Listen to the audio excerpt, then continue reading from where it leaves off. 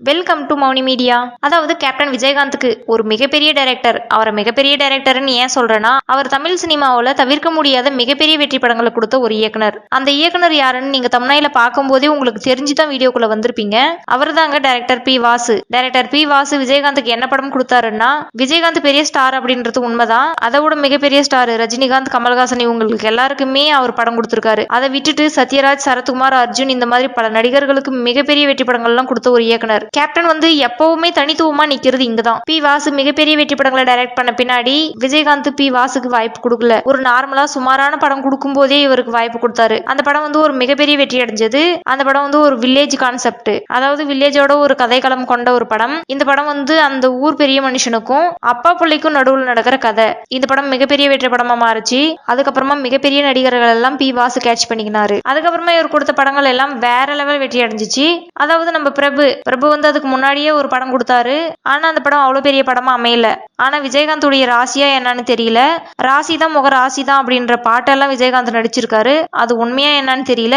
விஜயகாந்துக்கு படம் கொடுக்கறதுக்கு முன்னாடி ஒரு படம் கொடுத்தாரு, என் தங்கச்சி படிச்சு அப்படின்ற ஒரு படம். அந்த படம் வந்து சுமாரா தான் ஓடிச்சு. ஆனா விஜயகாந்துக்கு ஒரு படம் கொடுத்தாரு. அந்த படம் செம்மையா ஓடிச்சு 1989. அதுக்கப்புறம் பிரபுக்கு மாபெரும் வெற்றி படம். யாரை கேட்டாலும் சொல்லிடுவாங்க பிரபுவோட நம்பர் 1 ஹிட் மூவி எது அப்படின்னு. நான் சொல்லும் போதே எந்த படம்னு சொல்லிடுவாங்க, எனக்கு தெரியும் அப்படின்னு சொல்லுவாங்க. அந்த படம் தாங்க சின்ன தம்பி அப்படின்ற மாபெரும் வெற்றி படத்தை பி வாசு கொடுத்தாரு.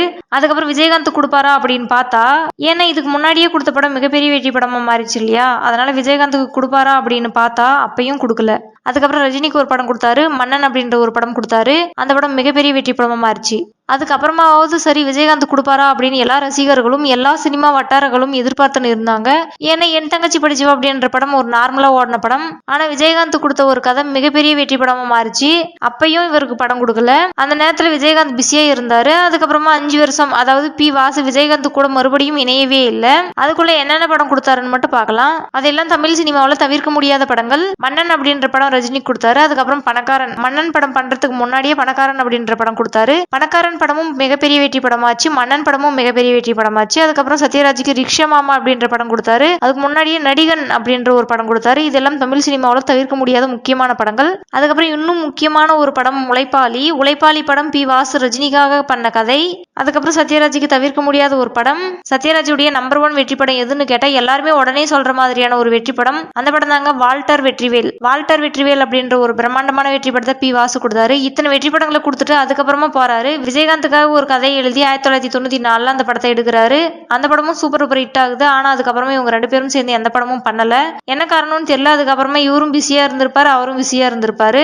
ஆனா விஜயகாந்துக்கு பி வாசு வந்து 2 படம் தான் டைரக்ஷன் பண்ணியிருக்காரு. இந்த 2 படங்கள் மட்டும் பி வாசு பண்ணது. அந்த படம் என்னன்னு பாத்திரலாம். அதாவது ஃபர்ஸ்ட் படம் 1981. அதுக்கு முன்னாடி இவ்வளவு பெரிய வெற்றி படங்கள் எல்லாம் கொடுத்த பி வாசு கிடையாது. என் தங்கச்சி படிச்சவா அப்படின்ற ஆவரேஜான படம் வந்து பிரபுக்கு கொடுத்தாரு. அவருக்கு நம்ம விஜயகாந்த் வந்து ஓகே பண்ணி நடிச்ச அந்த படம் வில்லேஜ் கான்செப்ட். அதுல அப்பாவுக்கும் மகனுக்கும் நடக்கிற பாச போராட்டம் தான் அந்த கதை. அந்த கதை மிகப்பெரிய வெற்றி அடைஞ்சது. அந்த படத்துல விஜயகாந்துக்கு அப்பாவை ஜெமினி கணேசன் நடிச்சிருப்பாரு, அம்மாவா சரோஜா தேவி நடிச்சிருப்பாங்க, விஜயகாந்துக்கு ஜோடியா சோபனா நடிச்சிருப்பாங்க. அந்த படம் தாங்க பொன்மன செல்வன். அதுக்கப்புறம் 5 வருஷம் கழிச்சு 1994 விஜயகாந்த் போலீஸ் ஆபீசர் IPS நடிச்சிருப்பாங்க.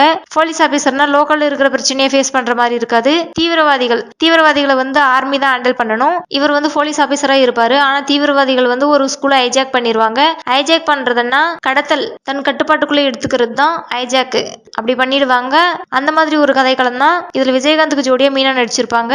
இந்த படமும் மிகப்பெரிய வெற்றி அடைஞ்சது. அந்த படம் தாங்க சேதுபதி IPS. ஆனா அதுக்கப்புறம் இவங்க 2 பேரும் சேர்ந்து எந்த படமும் பண்ணல.